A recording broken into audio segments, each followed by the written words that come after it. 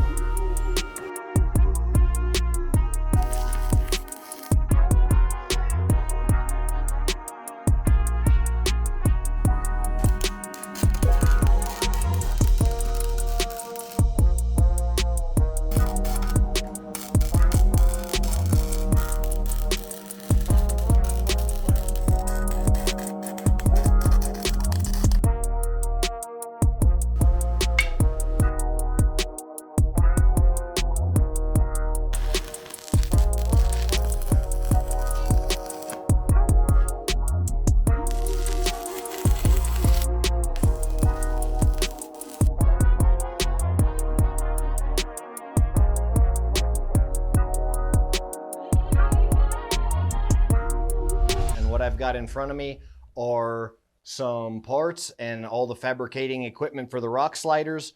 So we're gonna also take a look at the car and doing something a little different in this episode. I'm actually gonna talk before it's complete and then show you at the end of the video, after the work, what the terminated and finished product looks like. So today's talking points are gonna be rock sliders, my recommendations for rock sliders, what exactly is the purpose of a rock slider? What are some secondary uses of rock sliders?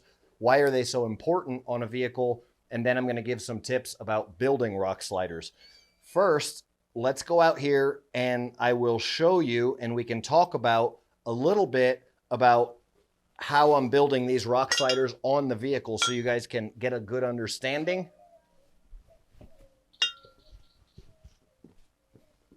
So rock sliders is all about strength and angles. These are not steps, they're rock sliders. So you want this to be able to take an impact without damaging the vehicle. Is basically your approach angle. So if you're coming into something, you want something to be able to slide up under here and not get caught. So you want this angle here. It's the same as in the back. You want the descent angle, okay? This tube right here is gonna go right here. And then this is a modification that I've designed that is going to basically go right here. All right. It's going to end up looking a bit like this. This is going to go back to here. And then so it'll end up looking like that. So the reason that this is going to be sitting here like this is so if my truck, if there's a stump or a rock or something like that, it's going to hit here. But this is at an angle. So what that's going to do is push the vehicle naturally away from the tree or the rock or whatever it is. Above it, it'll aid the tires in getting on top of it, and then it'll naturally push it away. Okay, so there's going to be one of these on the front and then one of these on the back.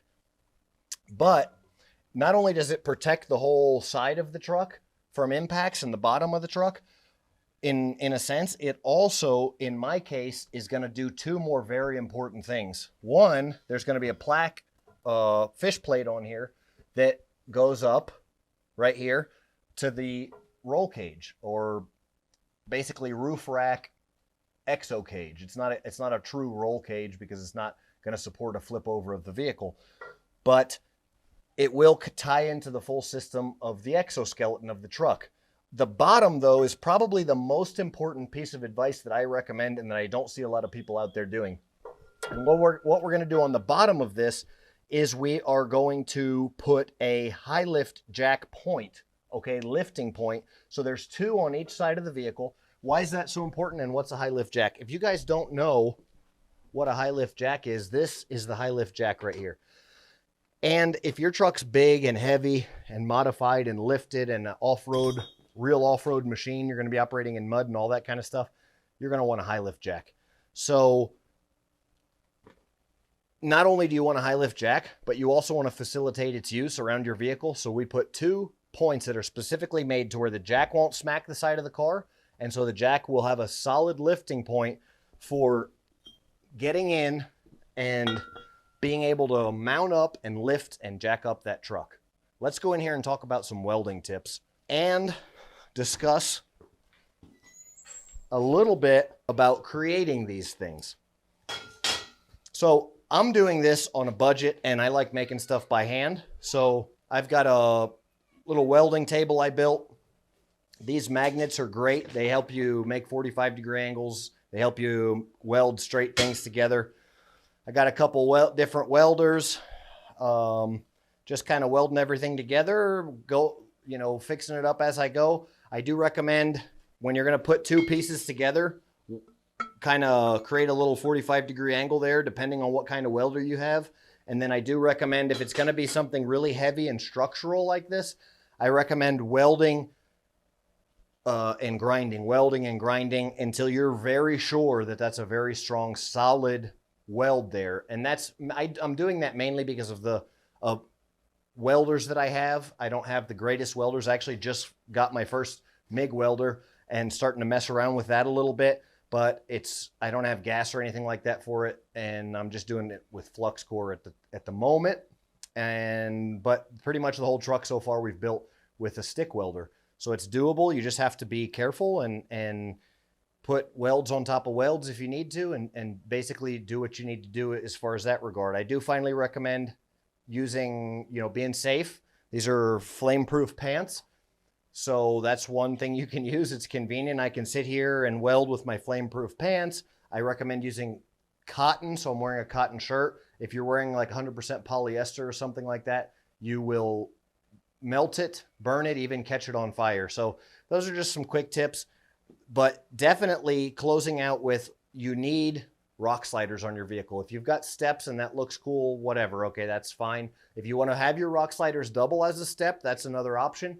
But if you're going to be wanting any kind of a capable vehicle or wanting any kind of protection or wanting a tough truck, then rock sliders are really not an option. And what I recommend is, like I said, having some swells on there, some hoops on the front and the back to kind of push obstacles off the quarter panels, front and rear quarter panels. And then I welded mine right to my chassis. You can do that, but go heavier on the rock sliders than you think, because there's a potential of your entire vehicle, of your entire truck sitting up on those rock sliders. So go heavier than you think you're going to need to go.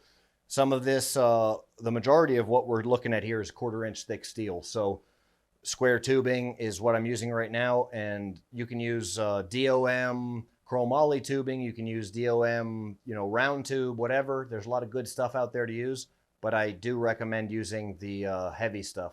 Heavy, Schedule 80 pipe, something like that. Something real heavy or heavier. So thanks for watching. Hope you guys enjoyed this session. Bone out.